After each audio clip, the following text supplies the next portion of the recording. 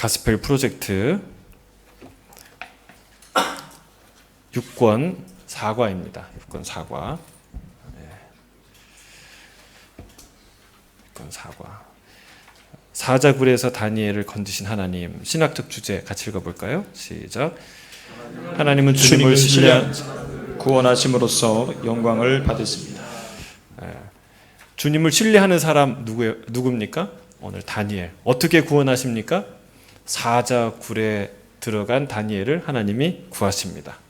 여러분, 사자굴에 풀무불에도 사자굴에도 들어간 우리를 건지시는 분이 우리 하나님인 줄로 믿습니다. 계속 이 6권을 시작할 때부터 우리가 강조하는 것은 하나님이 이스라엘의 왕조, 이스라엘의 역사를 통해서도 살아계신 하나님을 우리에게 보여주셨지만 그 멸망 과정과 또 그리고 포로기의 그 바벨론의 시절에서도 하나님의 그 광대하심과 그 놀라우신 구원의 하나님을 보여주는데 부족함이 없다. 하나님의 역사를 주관하시는 그 하나님, 모든 권력을 다 이 총망라하고 붙들고 있었던 그 왕들의 입으로 고백하는 그 전능하신 하나님, 살아계신 하나님, 그 하나님을 우리가 매 시간마다 듣게 되는 거예요. 여러분, 이 이야기를 통해서도 하나님이 이야기합니다. 포로지에서도, 불 속에서도, 사자굴에도, 원수들의 어떤 음모 속에서도 하나님은 나를 지키신다, 안 지키신다? 지키시는 하나님, 건지시는 하나님이라는 거예요. 할렐루야. 여러분, 그래서 저는 크리스찬은요 이렇게 음모론에 많이 빠지면 안 됩니다. 세상에 음모가 없다는 거 아니에요. 음모가 있지만 무슨 뭐 프리메이슨 막 이런 얘기를 너무 뭐든지 다 불안하면 다 프리메이슨이에요. 프리메이슨이 뭐 아주 뭐 대단한 결사 조직이라고 할 수도 있어요. 그런 일을 하겠죠. 그러나 여러분, 하나님이 그 사탄의 수를 다 아실까요? 모르실까요? 여러분, 하나님은 한수면 끝나요.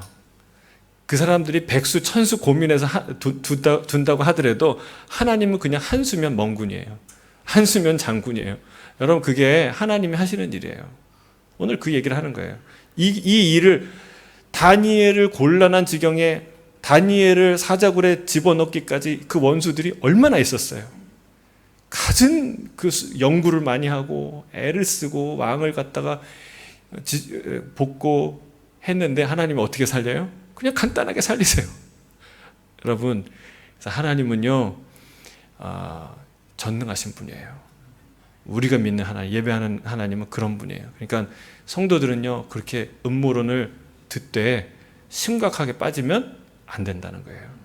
하나님은 사탄보다 그 어떤 그 지하 조직보다 훨씬 강하신 분이에요.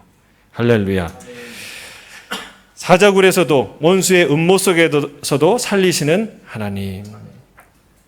우리가 또 이 과에서, 이 이야기에서 아주 주목해서 봐야 될 것은 또 하나, 우리 그 들어가는 말의 가장 마지막 부분에 가장 마지막 문장에 이런 글이 있어요. 45쪽 중간에 보면 담대한 믿음의 고백은 예수님이 세상의 진정한 왕이시라는 사실을 세상에 알리는 표징입니다. 여기 밑줄 쭉 끄시고 형광펜으로 이렇게 표시하시고 별표 5개. 중요하죠. 예?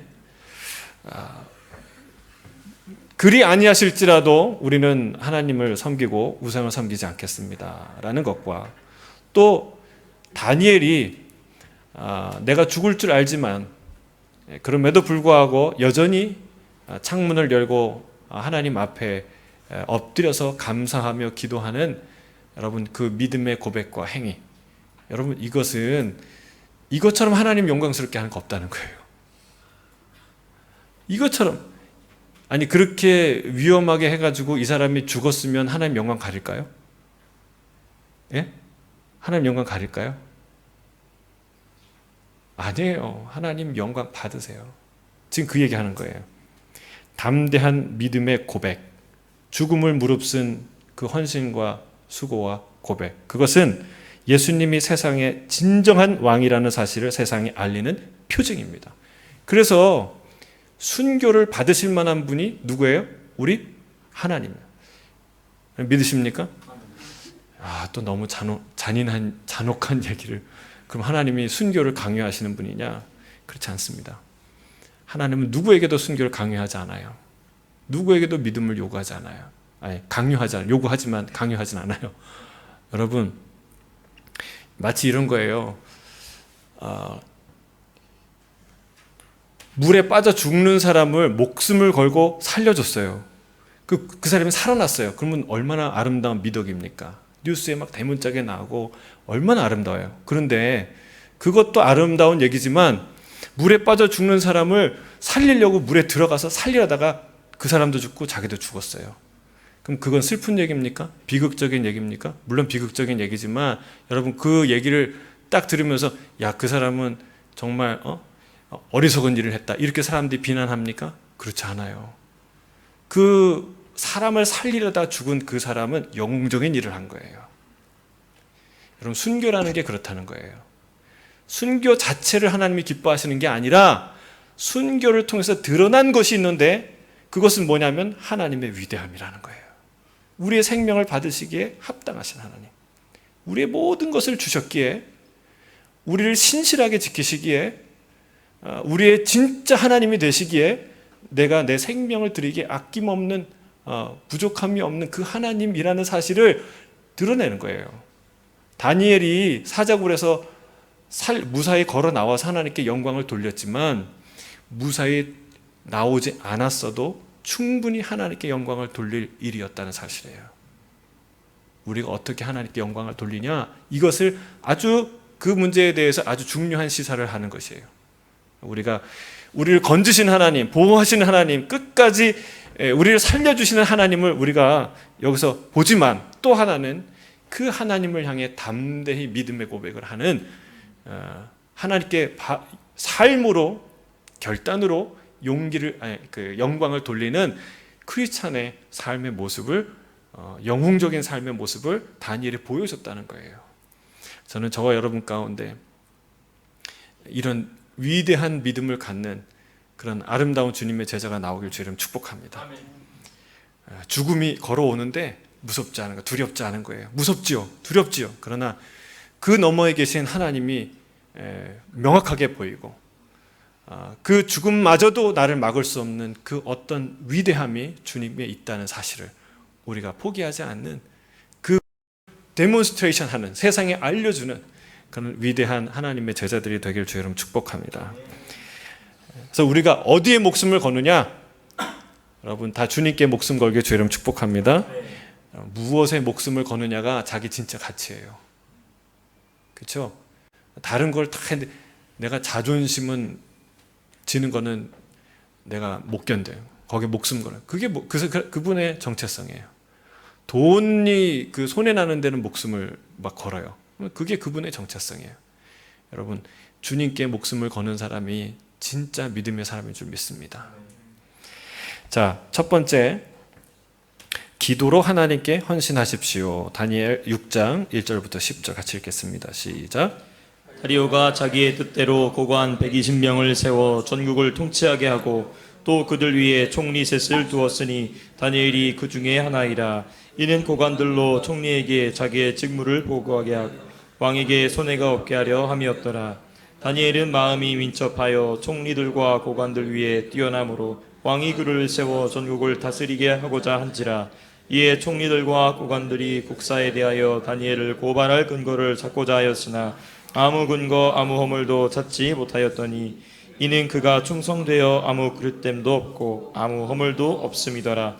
그들이 이르되 이 다니엘은 그 하나님의 율법에서 근거를 찾지 못하면 그를 고발할 수 없으리라 하고, 이에 총리들과 고관들이 모여 왕에게 나아가서 그에게 말하되 다리오 왕이여 만수무강하옵소서. 나라의 모든 총리와 지사와 총독과 법관과 관원이 의논하고 왕에게 한 법률을 세우며 한 금령을 정하실 것을 구하나이다. 왕이여 그것은 곧 이제부터 30일 동안에 누구든지 왕 외에 어떤 신에게나 사람에게나 무엇을 구하면 사자굴에 던져넣기로 한 것이니이다. 그런즉 왕이여 원하건대 금령을 세우시고 그 조서에서 왕의 도장을 찍어 메대와 바사에 고치지 아니하는 규례를 따라 그것을 다시 고치지 못하게 하옵소서 하매 이에 다리오 왕이 조서에 왕의 도장을 찍어 금령을 내니라. 다니엘이 이 조서에 왕의 도장이 찍힌 것을 알고도 자기 집에 돌아가서는 윗방에 올라가 예루살렘으로 향한 창문을 열고 전에 하던 대로 하루 3번씩 무릎을 꿇고 기도하며 그의 하나님께 감사하였더라. 이 120 메대의 120 리더십을 다 지방 장관을 세워서 다스리게 하고 그 위에 총리 셋을 세워서 또 그들을 관리하게 하죠. 그런데 가만 보니까 그 셋 중에 다니엘이 탁월한 것이죠. 예, 다니엘이 탁월하여 그 다니엘을 또 그 셋 위에 세우고자 한 거예요.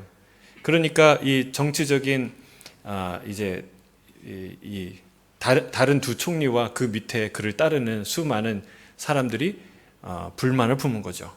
어떻게 하면은 저 사람을 제거할 수 있을까? 어떻게 하면 더 많은 권력을 내가 차지할 수 있을까? 근데 이 사람들이 연구를 많이 한 것 같아요. 연구를 어떻게 하면 이 다니엘을 무너뜨릴 수 있을까? 연구를 많이 했는데 그게 보니까 법령을 세우는데요. 이 법령이 어떻게 보면 좀 허술하잖아요. 30일 동안 왕에게 절하지 아니하면 왕 밖에 다른 신들에게 절하면 사자굴에 넣게 하십시오. 근데 왜 30일일까? 여러분 30일이면 그냥 안 하는 척 할 수 있잖아요. 그렇지 않습니까? 몰래 할 수도 있고. 근데 자기 딴에는 여러분 이 상대편 사람들 자기 딴에는 아마 이게 이해가 안 됐을 거예요. 저를 안 해도 되고 안 한 척 해도 되고 몰래 숨어서 골방에서 해도 되고 그냥 30일 안 하면 되는데 그런데 이 사람이 그렇게 못하는 사람이라는 걸 알았던 거예요. 그러니까 자기네 생각으로는 도저히 생각할 수 없는 그 지경까지 내는 거죠. 그 전에 어떤 연구를 했겠습니까? 그 사람 뒷조사를 다 하는 거죠. 그가 이제 바벨론에서 있었을 때부터 그 뒷조사. 그리고 나라가 바뀌잖아요. 메대 왕 이제 메대 나라인데 그 메대가 들어와서부터 또 무슨 일이 있었는지 다 관계를 뒷조사했는데 뒷조사에서 나온 게 없는 거예요. 너무나 깨끗한 사람인 거예요. 그리고 나서 이 사람은 어떻게 함정을 만들까 얼마나 연구를 했겠어요. 여러분 30일이라면 진짜 여러분 한 달 정도 교회 안 나오시면 죽을 것 같으세요? 한 달 정도 수요예배 안 나왔다. 근데 내 병이 걸려 죽겠다. 그런 분 별로 안 계시잖아요. 근데 한 달인데 30일인데 근데 이 다니엘의 결단과 어떻게 보면 아주 작은 거에 목숨 건 것 같아요. 근데 그만큼 위대하고 담대한 믿음을 갖고 있었던 사람이 다니엘이었다라는 사실을 우리가 알 수 있어요. 우리 본문 읽어주시겠습니까? 본문은 다니엘이 마음이 민첩했을 뿐만 아니라 충성되어 아무 그릇됨도 없고 아무 허물도 없었다고 말합니다. 다른 총리들과 고관들은 그를 시기하고 질투해 국사에 대하여 다니엘을 고발할 근거를 찾고자 했지만 한 가지 문제가 있었습니다. 그가 충성되어 아무 그릇됨도 없고 아무 허물도 없음으로 말미암아 아무 근거 아무 허물도 찾지 못했던 것입니다. 그 다니엘에게 있었던 유일한 문제는 뭐였어요? 문제가 없는 게 문제였어요.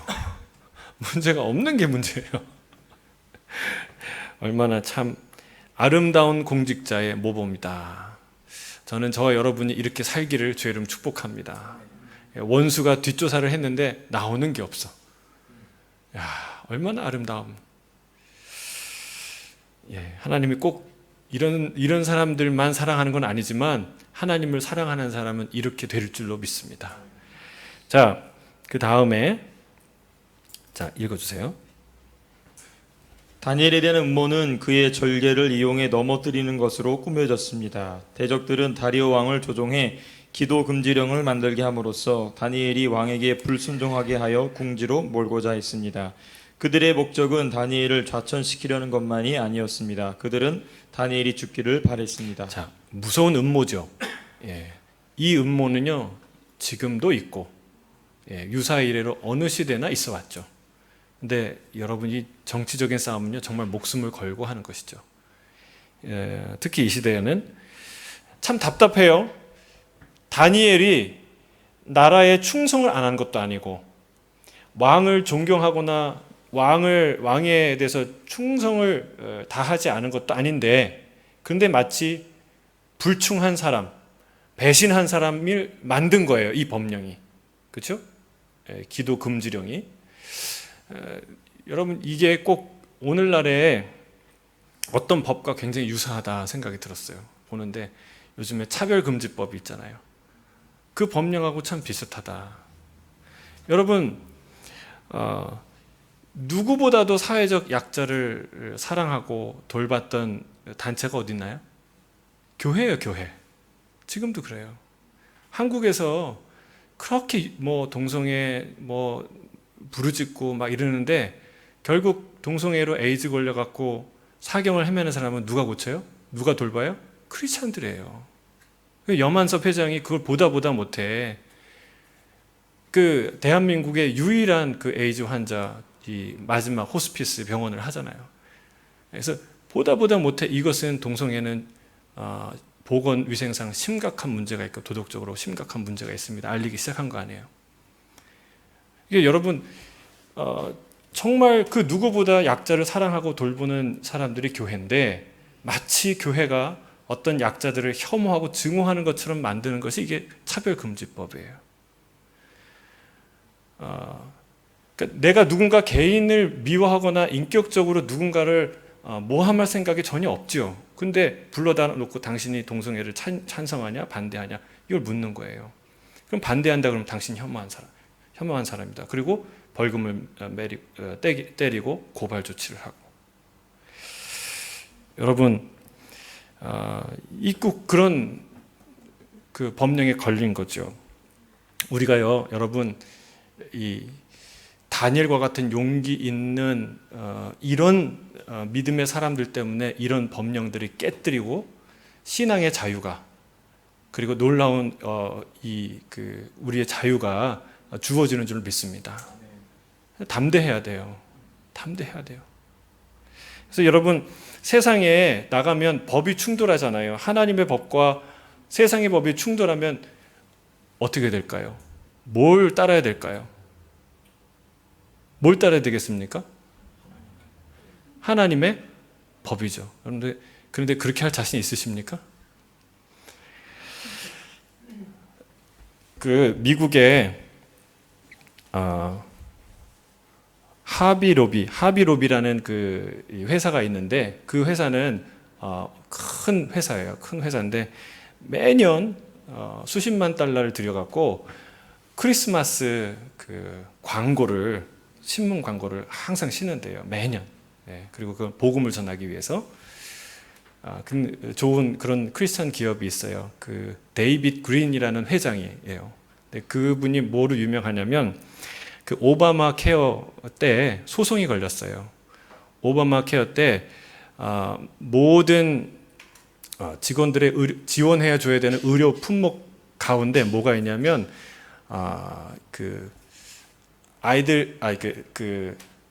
여자가 그 성관계를 하고 나서 임신을 막도록 하는 그런 피임약도 지원 목록에 들어간 거예요. 근데 사실 이게 그냥 임신을 막는 게 아니라 임신된 난자와 정자가 수정된 수정체를 지워버리는 낙태약이라는 거예요. 그걸 알고 나서 나는 양심상 이 품목은 우리가 지원할 수 없습니다. 그래서 소송이 붙었어요. 국가와 소송이 붙었어요. 그거 만약에 지키지 않으면 너네 하루에 130만 불씩 벌금을 내라. 여러분 어마어마한 소송인데 그것을 끝까지 싸웠어요. 연방 대법원까지 올라가는 이 싸움을 계속해서 결국은 거기서 승소를 합니다. 그러니까 나라에서는 정부에서는 개인의 신앙의 자유지 회사와 단체의 신앙의 자유는 인정할 수 없는 거 아니냐 이렇게 얘기했고 결국 이제 연방 대법원에 가서는 기업도 신앙의 자유를 가질 수 있다, 요구할 수 있다라고 이제 최종 판결을 내렸어요. 여러분, 그게 소송하는 게 쉽겠습니까? 그냥 지키고 말고 얼마나 하는데 내고 말지. 근데 여러분, 그 어마어마한 사회적 비용을 들이면서 여러분 끝까지 연방 대법원까지 올라가는 그 과정이 얼마나 힘들었겠어요. 정부와 싸우는 게 쉽겠습니까? 정부는 뭐 그냥 그것만 하겠어요. 여러 가지 또 이 관계된 일들이 많은데. 여러분, 근데 그 담대한 한 사람이요 끝까지 가서 승소를 하잖아요. 그래서 신앙의 자유를 지키는 거예요. 할렐루야. 여러분, 세상의 법과 하나님의 법이 충돌할 때, 그럴 때 우리가 분명히 해야 돼요. 근데 세상의 법과 하나님의 법이 맨날 충돌하냐? 그렇지 않아요. 주님이 사람들이 세금 내야 됩니까 말아야 됩니까 할 때 뭐라 그랬어요? 가이사의 것은 가이사에게, 하나님의 것은 하나님에게 드려라. 무슨 말이에요? 둘 다 하라는 거죠. 그렇죠? 아니에요? 이거는 돈 내는 거는 그러면 뭐 둘 중에 하나만 내야 됩니까? 그건 아니잖아요. 둘 다 내면 되잖아요. 예. 근데 이렇게 충돌 안 되는 게 있어요. 근데 중요한 거는 순서가 충돌될 때가 있다는 거죠. 여러분, 피자를 만들 때 이렇게 도우를 이렇게 반죽해서 놓고 그 위에 토핑을 해요. 토핑은 어떤 걸 넣어도 돼요. 베이컨을 넣어도 되고, 그 파인애플을 넣어도 되고, 그 다음에 뭐 치즈를 넣어도 되고, 야채를 넣어도 되고, 새우를 넣어도 되고, 어떤 걸 넣어도 돼요. 그렇죠? 그런데 순서를 바꾸면 안 돼요. 토핑할 건 밑에 다 깔고 그 위에 도우를 덮어요? 그렇게 안 된다는 거예요. 여러분, 이 신앙도 순서가 있다는 거예요. 무엇이 먼저인지. 하나님의 법과 세상의 법이 충돌할 때, 특별히 이 우선순위, 이때 충돌할 때 우리가 용기 있는, 지혜 있는, 정말 뒤로 물러서지 않은 바른 결단이 필요하다는 사실입니다. 근데 여러분, 이게 마치 이렇게 분명한 이 원칙을 갖고 사는 사람들은 고리타분한 사람이고 답답한 사람들입니까? 그렇지 않죠. 여러분, 이 분명한 기준을 가진 사람은요, 고리타분한 사람 아니에요. 정말 품이 있는 사람이고, 그리고 예를 들면 도우를 밑에 놓고 위에다 토핑을 하는 이 순서를 지키면 피자가 단조로운 피자만 나옵니까? 아니에요. 그 위에 어떤 것을 넣을 수 있는 다양한 피자가 나오는 거예요. 단 순서를 지킬 뿐이에요. 원칙을 지킬 뿐이에요. 여러분, 우리가 하나님이 주신 이 원칙은요, 세상을 진짜 행복하고 다양하고 풍성하게 만드는 진짜 중요한 원칙인 줄 믿습니다. 하나님을 경외하는 것, 그것은 고리타분한 게 아니에요. 하나님을 경외함 위에 얼마든지 다양한 토핑을 할 수 있어요. 얼마든지 다양하고 풍성한 인생이 구현될 수 있다는 사실이에요. 그래서 이걸 착각하게 만들어요. 너희들은 따분한 사람이고 크리스찬들은 아주 고리타분한 사람들이고, 그런 프레임에, 사탄의 프레임, 세상의 프레임에 갇히면 안 돼요. 원칙을 지킨다고 딱딱한 사람들이 아니에요. 분명하게 흔들리지 않는 원칙이 있지만, 그러나 그 누구보다도 풍성하고 자유롭고 아름다운 인생을 살 수 있다는 사실입니다. 자, 신자의 제사장 핵심 교리가 있는데 같이 한번 읽어보겠습니다. 시작. 인류를 향한 하나님의 목적은 단순히 제사장을 통해 나라를 세우는 것이 아니라 우리가 곧 제사장의 나라가 되게 하는 데 있습니다. 즉 인간의 죄성과 중재자를 필요로 하는 백성들 때문에 구약시대에 제사장 제도를 만드시긴 했지만, 하나님의 궁극적인 목적은 우리가 예수 그리스도의 중보 사역을 통해 하나님께 직접 나아오게 하는 것입니다. 그러므로 이제 다른 제사장은 필요 없게 되었습니다. 지성소에 들어가지 못하게 막던 휘장이 찢어진 것으로 예시된 바와 같이 십자가에서 그리스도께서 이루신 일로 말미암아 그리스도인들은 담대하게 하나님께 나아갈 수 있게 되었습니다. 아멘, 아멘. 여러분, 이게 우리에게 준 가장 큰 축복인 줄 믿습니다. 할렐루야. 아멘. 여러분, 이게 우리가 누리는 가장 위대한 축복이에요. 여러분의 기도는요, 예수 그리스도의 보혈을 통해서, 성령의 임재를 통해서 하나님 앞에 다이렉트로 여러분의 기도는 올라간 줄 믿습니다. 여러분 이것보다 놀라운 특권은 없어요. 여러분 이걸 우리가 감사하고 또 감사하고 찬양해야 돼요. 그래서 우리가 주님 나와서 뭔가 얻어내려고 예배드리는 게 아니에요. 하나님의 주신 은혜가 너무나 경이롭고 너무나 커서 그것을 하나님 앞에 나와서 기뻐하는 게 예배예요. 할렐루야. 여러분 우리가 받은 은혜가 어마어마합니다. 누가 하나님을 만나겠어요? 여러분 아마 제가 기도할 때마다 진짜 깜짝깜짝 다시 생각하는 거는 야, 하나님 앞에 진짜 하나님을 우리가 두 눈으로 볼 때는 정말 기절초풍하겠구나. 기절초풍하겠구나. 하나님이 얼마나 영광스럽고 장엄하신 분인지 여러분 눈으로 보면 깜짝 놀라실 거예요. 지금 그렇게 아주 아무렇지도 않은 표정으로 앉아 계시지만 야, 내가 이런 하나님을 그렇게 아무것도 아닌 것처럼 내가 섬기고 얘기 들었구나. 이 미련한 거 머리를 쥐어박을 거예요. 여러분 하나님은 놀라우신 분이에요. 그 하나님 앞에 우리가 예수 그리스도를 통해서 누구나 나갈 수 있다는 거예요. 이게 가장 큰 은혜라는 거예요. 자, 이제 기도에 대해서 이야기를 하는데 전에 하던 대로 하루 3번씩 무릎 꿇고 기도했다라고 얘기합니다. 골방에서 기도해도 되는데 예수님이 골방에서 기도하라 그랬잖아요. 근데 왜 꼭 이렇게 기도해야 될까요? 예수님이 말하던 때와 상황은 좀 달라요. 그렇죠? 그때는 자기를 밖에서 이렇게 기도하는 것이 그냥 손해를 감수하고 기도하는 게 아니라 자기를 드러내기 위해 시장 어기 위해서 많은 사람 앞에서 기도하는 것은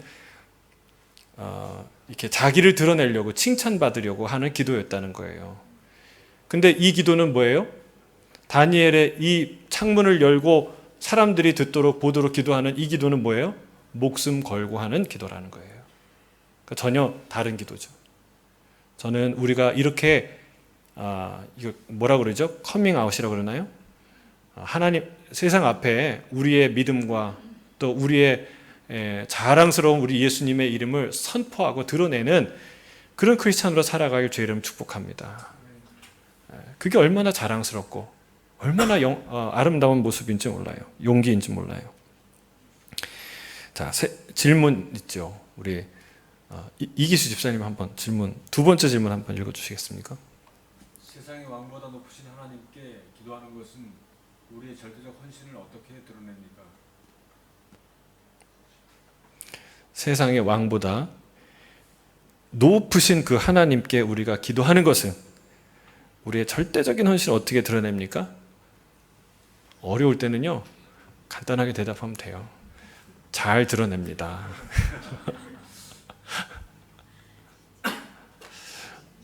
우리 이기수자님 혹시 식기도 하실 때, 식사하실 때 기도하시죠? 혹시 그 갈등 없으세요? 회사나 뭐 다른 데서? 좀 갈등이 있으세요? 옆에 사람들이 장난하죠.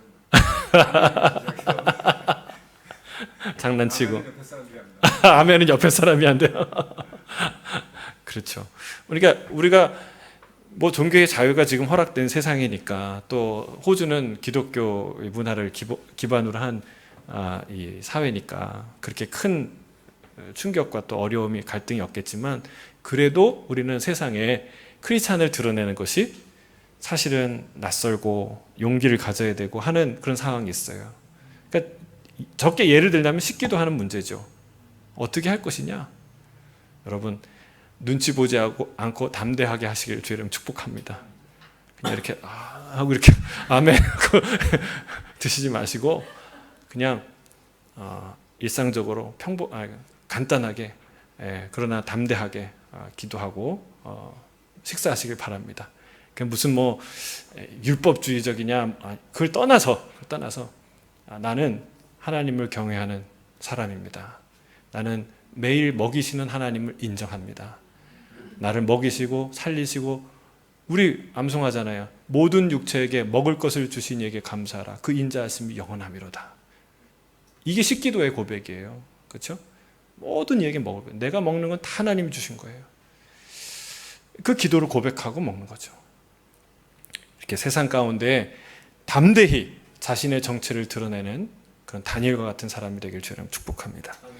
두 번째, 이렇게 담대히 문을 열고 기도한 이 다니엘 보여줬어요. 두 번째는 구원해 주실 하나님을 신뢰하십시오. 다니엘 6장 11절부터 읽겠습니다. 시작. 그 무리들이 모여서 다니엘이 자기 하나님 앞에 기도하며 간구하는 것을 발견하고 이에 그들이 나아가서 왕의 금령에 관하여 왕께 아뢰되 왕이여 왕이 이미 금령의 왕의 도장을 찍어서 이제 30일 동안 누구든지 왕 외에 어떤 신에게나 사람에게 구하면 사자굴에 던져 넣기로 하지 아니하였나이까. 왕이 대답하여 이르되 이 일이 확실하니 메대와 바사에 고치지 못하는 규례니라 하는지라. 그들이 왕 앞에서 말하되 왕이여 서잡혀온 유다 자손 중에 다니엘이 왕과 왕의 도장이 찍힌 금령을 존중하지 아니하고 하루 3번씩 기도하나이다 하니 왕이 이 말을 듣고 그로 말미암아 심히 근심하여 다니엘을 구원하려고 마음을 쓰며 그를 건져내려고 힘을 다하다가 해질 때에 이르렀다. 그 무리들이 또 모여 왕에게로 나와서 왕께 말하되 왕이여 메대와 바사의 규례를 아시거니와 왕께서 세우신 금령과 법도는 고치지 못할 것이니이다 하니 이에 왕이 명령하매 다니엘을 끌어다가 사자굴에 던져 넣는지라. 왕이 다니엘에게 이르되 내가 항상 섬기는 너의 하나님이 너를 구원하시리라 하니라. 이에 돌을 굴려다가 굴 어귀에 막음에 왕이 그의 도장과 귀족들의 도장으로 봉하였으니 이는 다니엘에 대한 조치를 고치지 못하게 하려 함이었더라. 왕이 궁에 돌아가서는 밤이 새도록 금식하고 그 앞에 오락을 그치고 잠자기를 마다하니라. 아멘. 목사님 여기서 주목할 것은 읽어주시겠습니까? 여기서 주목할 것은 이 악한 사람들이 하나님께 신실한 사람인 다니엘을 믿고 의지해 왔었다는 사실입니다. 다니엘은 과거의 신실함이 현재의 신실함을 대신할 수 없음을 알았습니다. 실제로 그에게 과거란 현재와 미래를 준비하게 했을 뿐이었습니다. 사람의 성품은 역경의 순간에 빚어지는 것이 아니라 역경의 순간에 드러납니다. 예, 마지막 문장에 또 여기 빗줄 치시고 명문장이 계속 나오는데 제가 늘 이제 이야기하는 것 중에 하나죠. 어떻게 똑같은 말 이렇게 나왔는지 모르겠어요. 우리의 믿음은 위기 가운데 잃어버리는 게 아니라 드러나는 것이다. 그러니까 우리의 불신앙은 위기 가운데 잃어버리는 게 아니라 우리의 불신앙이 드러나는 거예요. 여러분, 우리의 믿음은 위기 가운데 돋보이게 드러나게 돼 있어요. 그러면 메시지는 뭐냐? 그럼 무슨 얘기냐 그게? 평소에 잘해야 된다는 얘기예요. 여러분, 위기 가운데 우리의 믿음이 더 좋아지거나 덜 나빠지거나 이렇게 물론 작용도 하지만 그러나 성경을 보면요, 이스라엘의 행동 양식을 보면 또 우리의 삶을 가만히 반추해 보면 사실은 위기 가운데 진짜 자기의 속마음이 드러나요. 진짜 믿음이 드러난다는 거예요. 그러니까 평소에는 몰라요. 근데 늘 불신하고 있던 사람은 그냥 웃고 지내는 것 같은데 어떤 어려움이 딱 닥쳤다 그러면 그 불신이 확 드러나는 거예요. 어떤 사람은 늘 믿었어요. 그냥 어려움이 있으나 좋은 일이 있으나 늘 신뢰하는 믿음이 있었는데 어떤 큰 고난이 딱 닥치니까 그 사람이 꿈쩍도 않고 그냥 지나가는 거예요. 그 믿음이 드러나는 것이죠. 여러분, 이스라엘 민족이 이스라엘 백성이 그 출애굽할 때 그 홍해 앞에서 난리가 났어요. 근데 이해가 안 돼요. 그 전에 출애굽 과정이 너무나 드라마틱하고 전대미문에 어떤 신도 그렇게 행한 일이 없고 어떤 민족도 그런 것을 본 적이 없고 전설로도 들은 적이 없고 상상으로도 해본 적이 없는 일들을 10번씩이나 경험을 했는데 그런데 어떻게 홍해 앞에서 그들의 믿음은 다시 제로가 됐을까? 왜 그렇게 반역을 하고 모세를 제거하고 우리가 다시 돌아가자, 우리가 사람을 세워서 돌아가자 이런 말까지 했을까? 왜 그랬을까요? 여러분, 10번의 기적이 일어나는 순간 그리고 하나님이 그 유월절 이후에 그들을 이끌어간 그 이후에 한 걸음 한 걸음 주님과 함께 불기둥과 구름기둥으로 광야를 걷는 순간, 여러분 그 한순간 한순간이 중요하다는 거예요. 그 사람들이 그거를 하나님이 기적을 내리실 때, 우박을 내리실 때, 전에 없었던 놀라운 우박이 이 땅에 내릴 때, 어디는 빛이 있고 어디는 어둠이 있고 전체 이 애굽의 그 어둠이, 흑암이 낮은데도 임할 때, 여러분 그때 뭐 했어야 돼요? 생각했어야 돼요. 기억했어야 돼요. 근데 여러분 우리가 그거 안 하고 그냥 넋놓고 있다가 신기하네, 대단하다, 감사하다, 그리고 그냥 가는 거예요. 쫄래쫄래 다 가니까 가다가 홍해를 딱 만나는 거예요. 그때 자기의 미련함과 어리석음과 불신함과, 그때 하나님을 신뢰하지 못하고 하나님을 이해하지 못했던 그 현주소가 드러나는 것이죠. 그래서 여러분 한 주 한 주 아무 일 없이 지나가는 그 한 주가 굉장히 중요하다는 거예요. 너무 중요하다는 거예요. 그때 우리가 아무 일도 안 하고 있으면 홍해 앞에 서는 날이 있는데, 그때 우리의 믿음이 드러난다는 거예요. 그냥 우하고 가겠죠. 김 집사님 따라, 이 집사님 따라 그냥 우하고 한 주 한 주 1년이 가고 2년이 가고 3년이 가고 10년이 가겠죠. 그런데 어느 날 내가 광야 앞에 서는 날, 홍해 앞에 서는 날이 온다는 거예요. 그때 여러분, 그때 심하게 요동하고 그때 나의 믿음이 드러나요. 그래서 여러분 그냥 지나가는 한 주 한 주가 중요해요. 그래서 뭐가 중요합니까? 그래서 암송이 중요하고 큐티가 중요하고 성경 통독이 중요하고, 하나님이 행하셨던 일은 소설이 아니거든요. 여기 나온 이야기들이 소설이 아니라 누군가에게 어디선가 언젠가 있었던 일이고 나타난 일이에요. 우리와 똑같은 성정을 가진 그 어떤 사람에게 경험되어진 하나님이 소개된 거예요. 그래서 여러분 이 성경을요 그냥 온 게 아닙니다. 하나님이 이걸 기록하느라고, 이걸 우리에게 주느라고 얼마나 많은 애를 쓰시고 얼마나 많은 희생과 피가 여기에 희생되는지 몰라요. 이 말씀을 그냥 지나가면 안 된다는 거예요. 우리가 큐티하고 말씀 암송하고 그리고 우리가 성경 연구를 하고 성경 통독을 하면서 뭐를 봐야 돼요?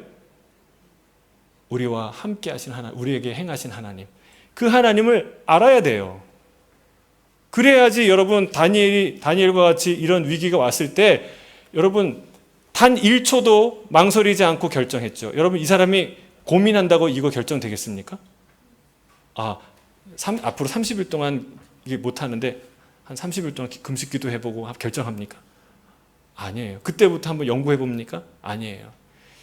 홍해 앞에 서는 순간은 어느 날 갑자기 생긴다는 거예요. 근데 그 날을 위해서는 여러분 평소 아무 일이 없었던 주님과 함께 광야를 걸어가는 그 하루하루 한 걸음 한 걸음이 중요하다. 무슨 생각을 하며 사는지, 무엇을 기억하며 사는지가 중요해요. 그거는 결코 여러분이 아무도 모르게 하루에 1시간씩 성경을 읽고 묵상하는 시간이 그냥 허비되는 시간이 아니라는 거예요. 내가 말씀을 지키는 것 같은데 근데 말씀이 우리를 지켜요. 결정적인 순간들에. 여러분 이 말은 너무나 중요합니다. 그가 어떻게 그의 놀라운 담대함을 드러내는가? 그가 평소에 날마다 기도하며 말씀을 묵상하며 하나님을 경험했던 그 모든 것이 위기의 순간에 드러났다는 사실이에요. 자, 우리 넘어가서 세 번째, 사명을 위해 하나님이 구원해 주십니다. 다니엘 6장 19절에서 28절 같이 읽겠습니다. 시작. 이튿날에 왕이 새벽에 일어나 급히 사자굴로 가서 다니엘이 든 굴에 가까이 이르러 슬피 소리질러 다니엘에게 묻되, 살아계시는 하나님의 종 다니엘아, 내가 항상 섬기는 내 하나님이 사자들에게서 능히 너를 구원하셨느냐 아니라. 다니엘이 왕에게 아뢰되, 왕이여 원하건대 왕은 만수무강하옵소서. 나의 하나님이 이미 그의 천사를 보내어 사자들의 입을 봉하셨으므로 사자들이 나를 생하지 못하겠소. 이는 나의 무죄함이 그 앞에 명백함이 오며 또 왕이여 나는 왕에게도 해를 끼치지 아니하였나이다 하니라.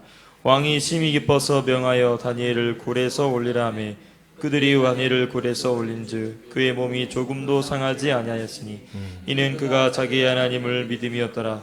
왕이 말하여 다니엘을 참소한 사람들을 끌어오게 하고 그들을 그들의 처자들과 함께 사자굴에 던져 넣게 하였더니 그들이 굴 바닥에 닿기도 전에 사자들이 곧 그들을 움켜서 그 뼈까지도 부서뜨렸더라.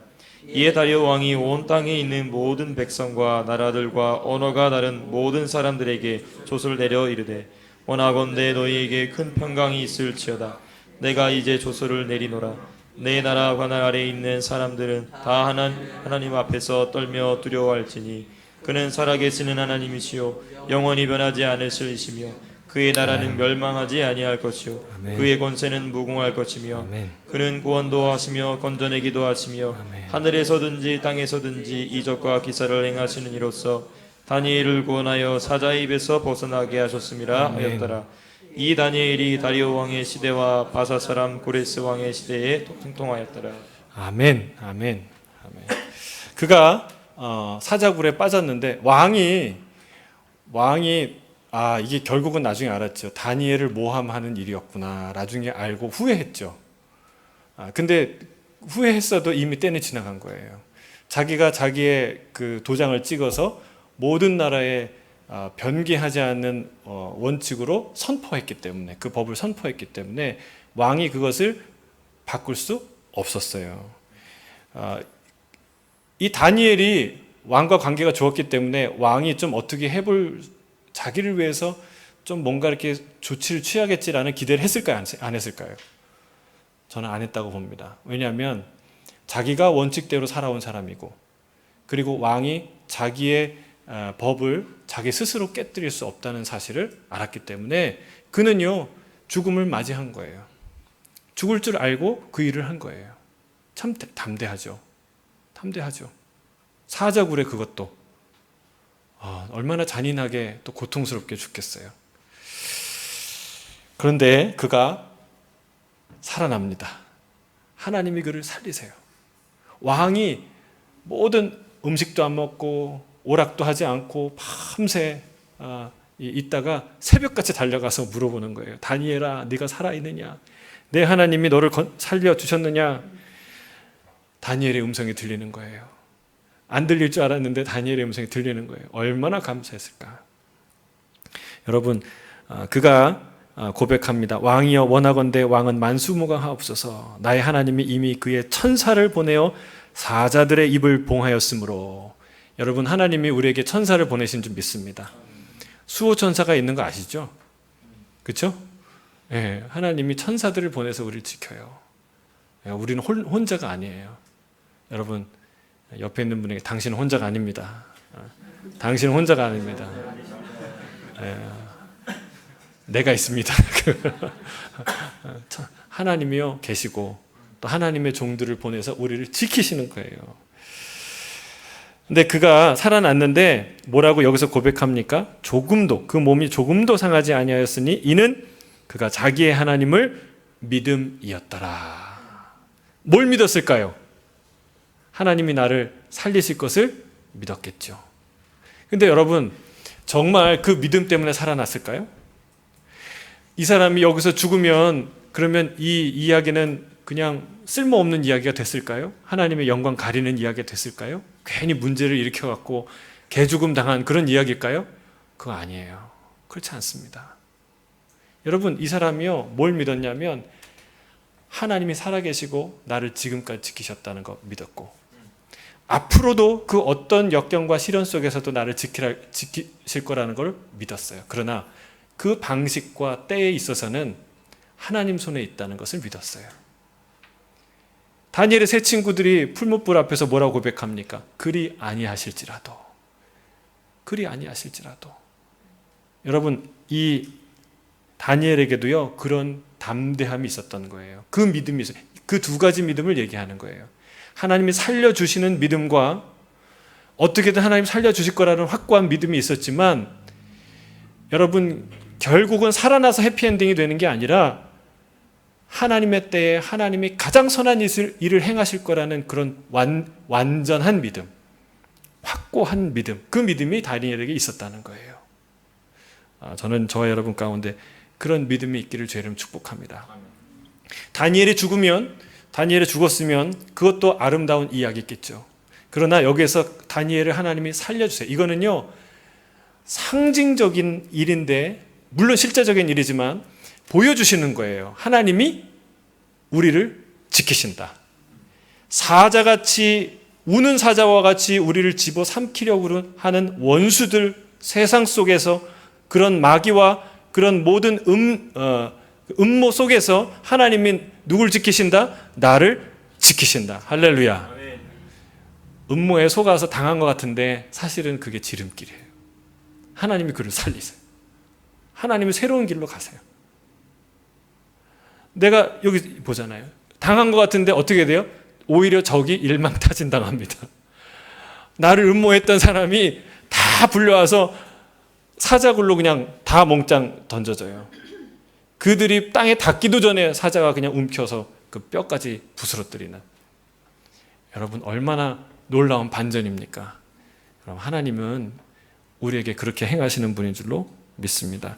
하나님이요, 여기서 다니엘을 살리시면서 또 하나 목적하고자 한 것은요, 이 왕의 입을 통해서 그 구원의 하나님을 증거하고 그 모든 방백들, 모든 백성들에게 그 하나님의 영광을 선포하도록 하신 거예요. 할렐루야. 하나님의 이 능력과 하나님의 영광은 이렇게 큰 거예요. 그럼 뭐라고 선포합니까? 그 옆에 이제 이 빈란에 쓰는 게 있는데, 왼쪽 란에는 뭐라고 그랬어요? 다리오 왕의 조서에 기록된 하나님의 속성들을 열거해 보십시오. 26절에 보면 뭐라고 합니까? 다 다니엘이 하나님 앞에서 떨며 두려워할지 그는 살아계신 하나님, living God, 살아있는 하나님이에요. 그 다음에 어떤 하나님? 영원히 변하지 않으실 하나님. 그리고 27절 쭉 보면 구원하시며 건져내시는 하나님인데 하늘에서든지 땅에서든지 이적과 기사를 행하시는 그런 하나님이시다. 자, 오른쪽에 보면 온 열방에서 영광과 존경을 받게 될 하나님의 궁극적인 사역이 조서에 어떻게 반영되었습니까? 여러분, 그 하나님의 그분은 이렇게 조서에 쓰죠. 그의 나라는 멸망하지 않을 것이고 그리고 그의 권세는 무궁할 것이다. 하나님의 나라, 하나님의 영광과 존경을 받게 될 그 하나님의 궁극적인 그 나라는 멸망하지 않고 영원할 것이다. 할렐루야. 그 왕의 입을 통해, 하나님에 대해서 무지한 왕의 입을 통해서 하나님의 영광을 선포하고 드러내요. 여러분, 이런 일이 언제 또 있었나요? 많이 있었죠. 근데 특히 발람과 발락을 통해서, 발람이 유명한 무당이에요. 너무나 유명한 무당인데 그때 그 무당을 통해서 이스라엘 백성을 저주하는 게 아니라 축복하는 말을 해요. 그리고 그걸 성경에 기록하게 해요. 여러분, 뭐라고 원래 온갖 저주를 막 사수를 막 걸었어야 되는데 그게 안 먹히는 거예요. 그러니까 막 입을 열어서 저주를 하려고 하는데 그 입에서 뭐가 나와요? 축복이 나오는 거예요. 뭐라고 축복합니까? 예? 저들의 힘은 들소와 같고 저들의 일어섬은 암사자와 같고 저들은 숫사자와 같이 먹이를 삼키는 자들이로다. 야곱을 저주할 사술이 없도다. 여러분, 그게 어디서 누가 하는 말이에요? 저는 진짜 발람의 얘기를 볼 때, 늘 예전에 읽을 때, 야, 이거 어떤 훌륭한 선지자다. 야, 어떻게 이렇게 아름다운 얘기를 할까? 가만 보니까 발락이 그 이스라엘을 저주하려고 부른 무당이에요. 용한 무당. 근데 그 사람 앞에서 찬양이 터져 나오는 거예요. 여러분, 이게 우리 하나님인 줄 믿습니다. 여러분, 저주를 바꿔서 축복으로 만드시는 분이 누구예요? 우리 하나님이에요. 그러니까 두려워할 필요 없어요. 세상의 음모에 두려워할 필요 없어요. 여러분, 우리가 일희일비하지 않고 문제에 집중하지 않고 누구에 집중해야 돼요? 우리 하나님 여호와. 그분에게 집중해. 다니엘이 한 것처럼 여러분, 우리가 문제에 현혹되지 않고 넘어가지 않고 흔들리지 않고 여러분 30일 내내 여러분 문을 열어놓고 담대히 기도하지 않습니까? 무슨 기도해요? 감사기도 했대요. 여러분, 감사기도가 나옵니까? 예? 감사기도가 나옵니까? 내가 언제 잡혀가서 죽을지 모르는데 근데 이 놀라운 믿음과 담대함이 하늘로부터, 그 믿음으로부터 부어진다는 사실이에요. 그래서 하나님이 그를 구원하시는데 마지막에 하나님이 그를 영화롭게 하고 하나님이 그를 다리오 왕과 고레스 시대에 형통하게 했다. 여기 보니까 야고보서 4장 10절 주 앞에서 낮추라 그리하면 주께서 너희를 높이시리라 라는 진리가 울려 퍼집니다. 여러분, 우리를 높이게 하고 우리를 낮추게 하고 우리를 살리시고 우리를 죽이시는 분은 누구예요? 다리오 왕도 아니고 바사 왕도 아니고 원수들도 아니고 누구예요? 하나님이라는 거예요. 그래서 여러분, 우리가 위축될 필요가 없어요. 망하는 거는 저 원수 때문에 망하는 게 아니라 하나님이 허락하시는 거예요. 여러분, 원수가 아무리 날고 뛰어도 우리 망해요, 안 망해요? 안 망해요. 하나님 붙들고 계시면 누구도 막을 수 없다는 사실입니다. 화가 오히려 변하여 복이 되는 그런 놀라운 일이 하나님 안에서 일어난다는 사실을 오늘 사자굴에서 일어난 이 다니엘의 이야기를 통해서 보여준다는 사실입니다. 우리가 함께 기도하도록 하겠습니다.